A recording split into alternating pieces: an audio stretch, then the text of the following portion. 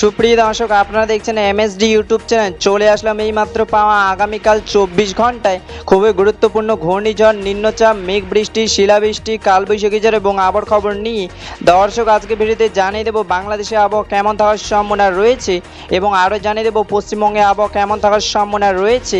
আগামীকাল 24 ঘন্টা আবহাওয়ার পূর্বাভাসে কী জানিয়েছে আবহাওয়া দপ্তর, আরও জানিয়ে দেবো স্যাটেলাইট ওয়েদার অবজারভেশন ডাটার অনুযায়ী কেমন থাকার সম্ভাবনা রয়েছে আগামীকাল আপনাদের জেলার আবহাওয়ার পরিস্থিতি।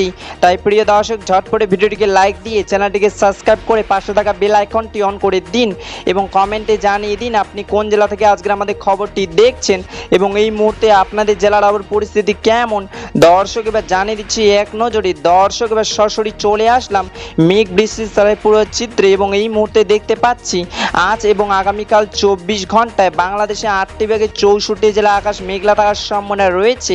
আপাতত 24 ঘন্টা বাংলাদেশের ঢাকা, ফরিদপুর, রংপুর, গাইবান্ধা, বগুড়া, রাজশাহী, পাবনা, টাঙ্গাইল, সিলেট, হবিগঞ্জ, গোপালগঞ্জ, সুনামগঞ্জ, কিশোরগঞ্জ, ময়মনসিংহ, টাঙ্গাইল, খুলনা, কুমিল্লা, ফেনী, চট্টগ্রাম, টেকনাফে বৃষ্টি পড়ার সম্ভাবনা রয়েছে এবং পশ্চিমবঙ্গে কলকাতা, হলদিয়া, বর্ধমান, বাঁকুড়া, আসানসোল, বোলপুর, পুরুলিয়া বৃষ্টি পড়ার সম্ভাবনা রয়েছে।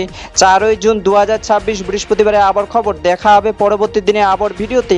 ততক্ষণ পর্যন্ত সুস্থ থাকুন, ভালো থাকুন, ধন্যবাদ।